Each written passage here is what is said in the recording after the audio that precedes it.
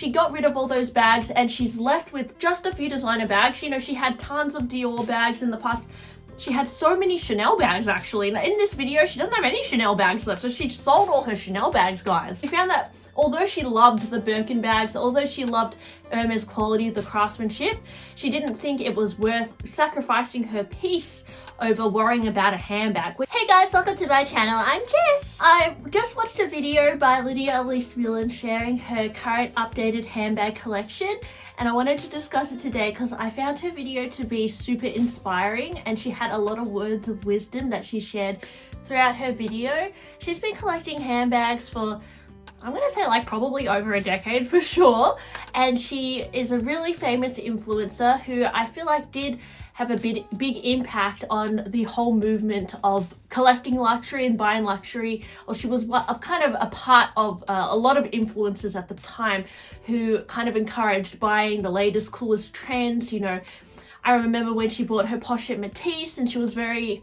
influential with that and some of her Dior bags, and she's always been one of those influencers that people get inspired by and want to follow or buy things that she has. It was very shocking because over the last few years, she's really changed her attitude towards collecting bags, and as opposed to previously, she would kind of, you know, buy bags quite regularly, even like once a month or more. Obviously also as an influencer gifted bags from brands as well, so she'd always kind of have to keep up with the latest trends.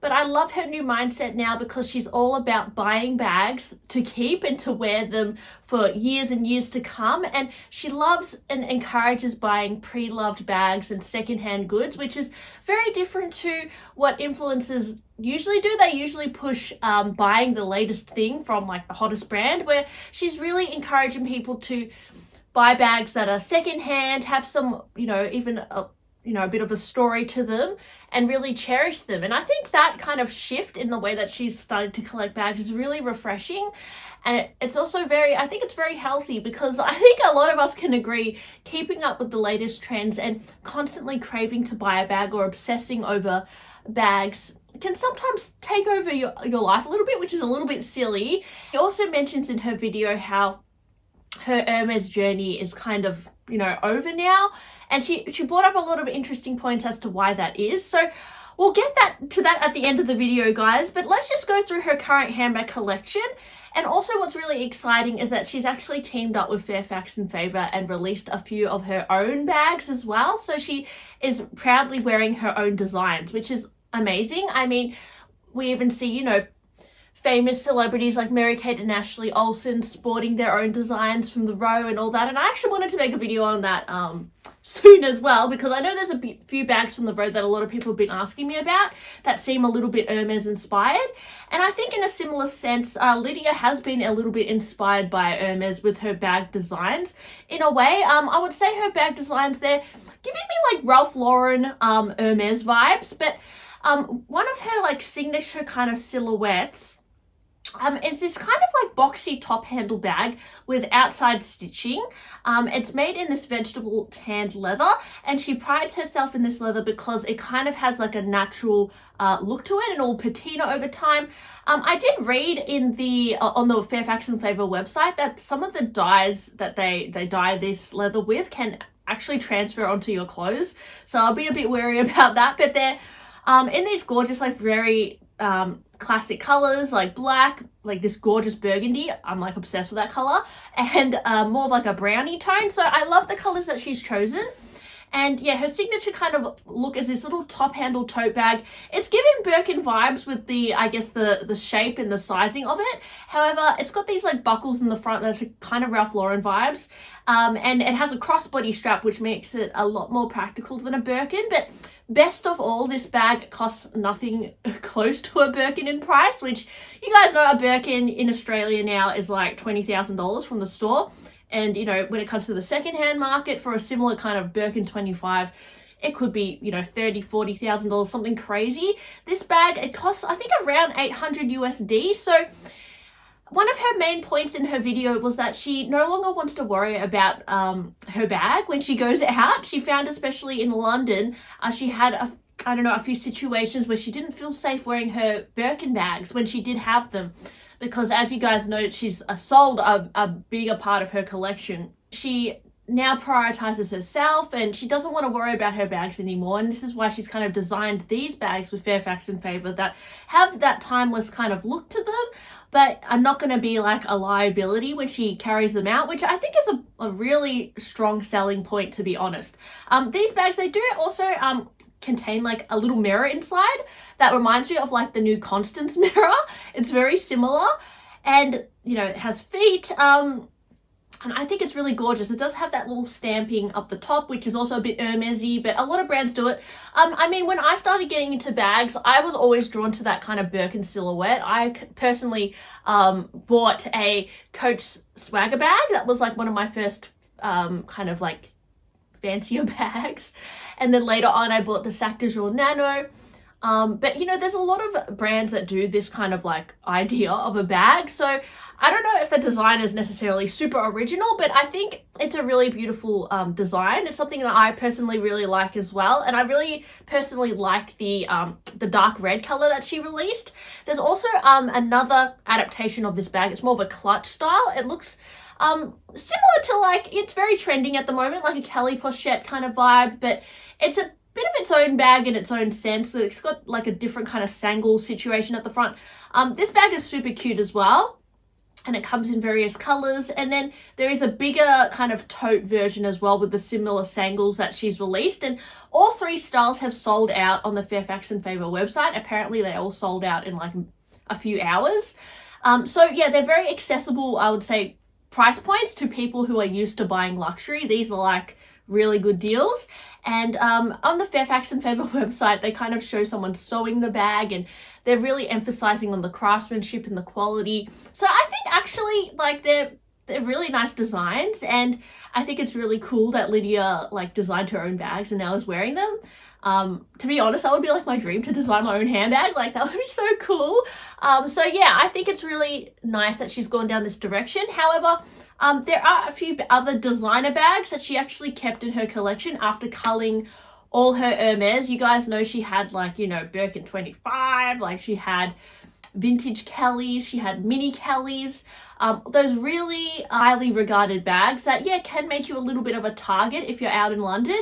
She got rid of all those bags and she's left with just a few designer bags. You know, she had tons of Dior bags in the past. She had so many Chanel bags, actually. In this video, she doesn't have any Chanel bags left, so she sold all her Chanel bags, guys. So the bags that she showed were her Lady Dior ABC version. This is, yeah, she said, I think the reason she kept this is it's one of her favorite designs, which makes sense because, you know, Princess Diana was made this bag famous, and she was a British royal, and I feel like Lydia Millen's style is very like geared towards classic British royal aesthetic. So it makes sense that she would be drawn to the Lady Dior, which was, you know, Princess Diana's one of her kind of most bags that she was photographed in. Now, the reason that she actually, I think, found it challenging to sell this bag is because it's an ABC Lady Dior, so it had her initials on the strap. So that could be a part of the reason why she also decided to keep it. However, I think the design, it's like very classic. It suits her a lot as well, and it's very in line with her style. As opposed to like these more trendy designs, like this is more of a classic. So yeah, I think it's a good idea that she kept this bag, and yeah, it definitely suits her. Next bag that she kept, which was a bit surprising, is this Fendi Peekaboo, which again, the Peekaboo is a classic silhouette, and it tends to be a little bit more of an accessible price point to a Birkin or a Cali or something. However, it really depends. I mean, some Fendi Peekaboos can cost a fortune if they're in exotics or something like that.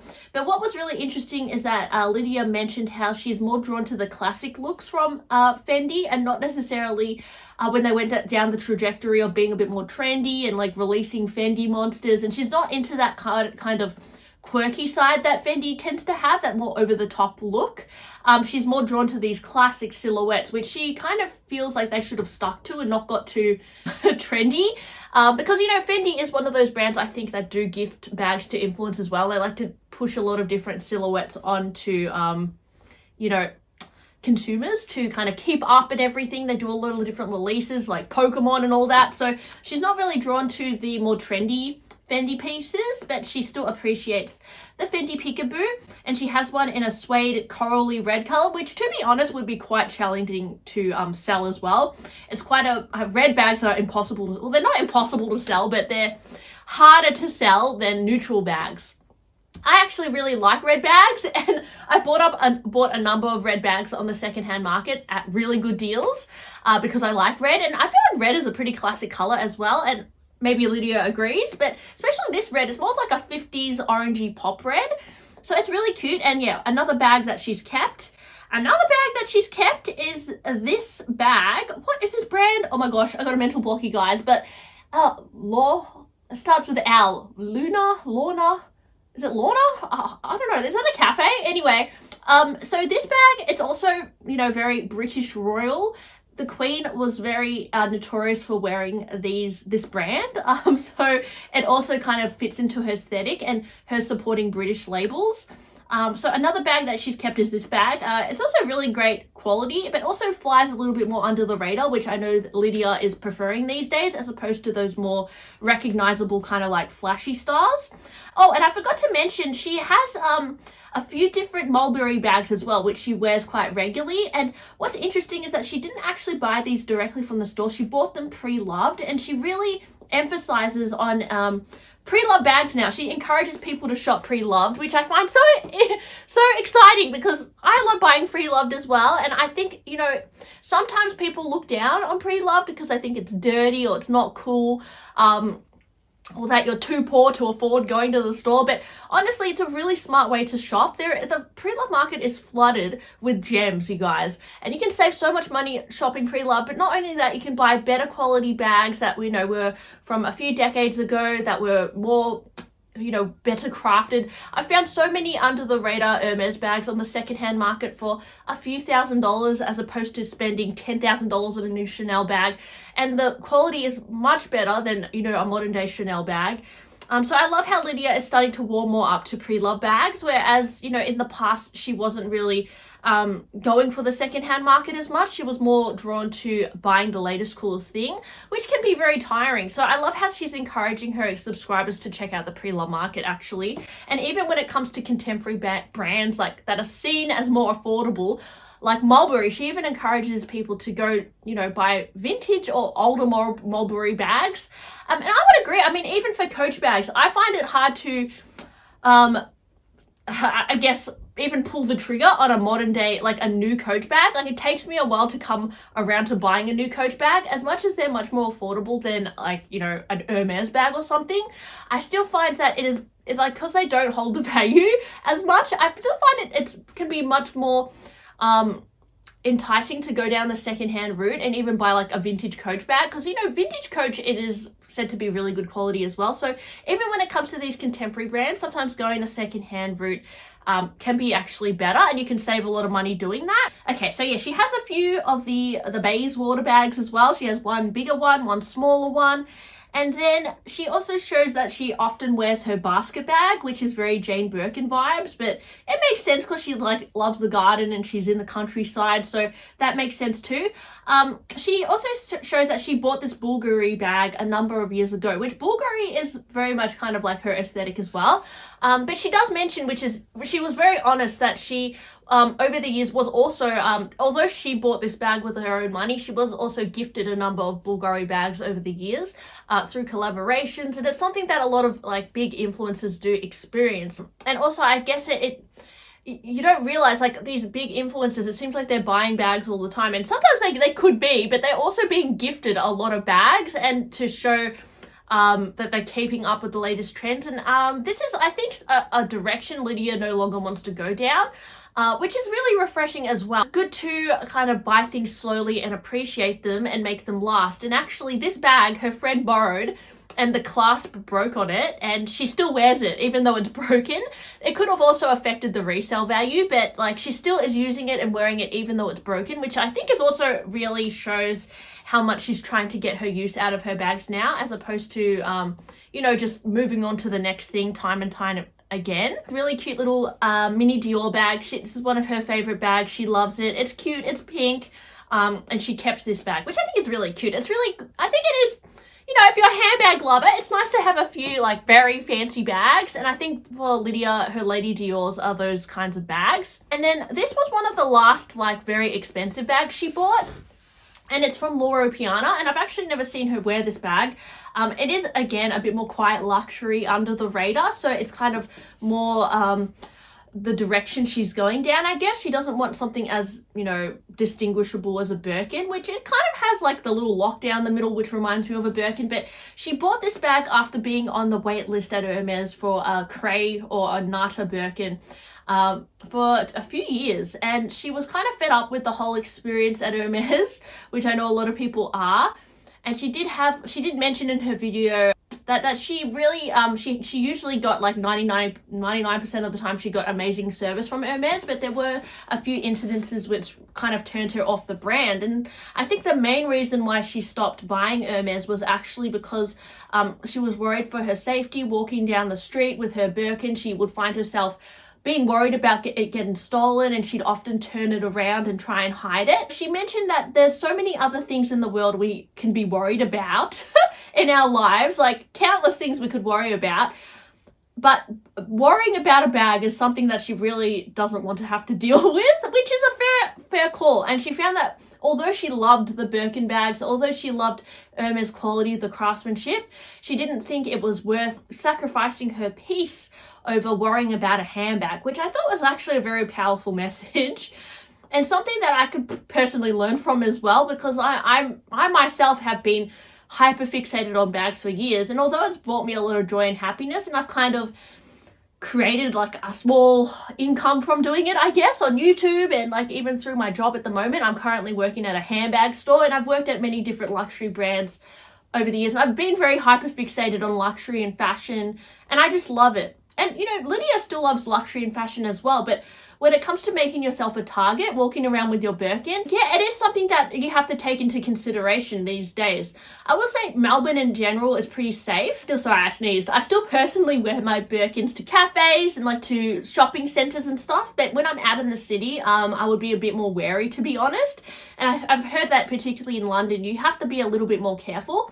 I don't know, I don't live in London, but it's just what Lydia was mentioning, that she feels much more comfortable to wear bags like her Mulberry bags, or most certainly her new Fairfax and Favor collection, which is styled similar to a Birkin. And I guess this Loro Piana bag, it's a similar kind of aesthetic as well. So this was one of the last kind of really expensive bags that she bought, and she's kept it. But now I think she's kind of gravitating more towards her own designs, which I think is really cool. And I think it's kind of shows that she's created her own aesthetic and style and is no longer following trends, which I think is really important. I don't think you should necessarily follow Lydia's style. That is her own style, but I think her message is, you know, find your own style, find bags that are classic to you, and don't get too caught up in the trends and buying, and also sacrificing too much time and stress onto unlocking a handbag like a Birkin. I think a lot of us fall for that idea to, you know, kind of put everything down for a Birkin, you know, spend so much money on it, and for what? To be worried that it's going to get stolen. You know, it is a little bit crazy how a handbag obsessed we've become over the years, and I think Lydia is starting to break free of that and find, you know, she still loves handbags, she still loves fashion, but she's kind of trying to find a little bit more of a balance. Do I think she should have sold all her Hermes bags? I don't know, guys. I think that was a little bit extreme, but obviously I'm guilty. I've also sold my whole collection before. I sold all my Chanel bags before. I sold all my Louis Vuitton bags. So I kind of get the mindset that she was in when she did that. You know, I thought her video was very inspiring and I really enjoyed it. So yeah, I'll link her video below, and yeah, let me know, guys, have you found that your handbag collection has evolved a lot over the years, and are you gravitating towards more low-key bags these days, and are you spending less time and stress on buying luxury? I'm still buying luxury. I'm still a bit obsessed. I gotta snap myself out of it, but it's refreshing to see her evolution, I guess, in handbag shopping. So anyways, thanks guys for watching my video today. Hope you enjoyed it, and I'll talk to you really soon. Bye.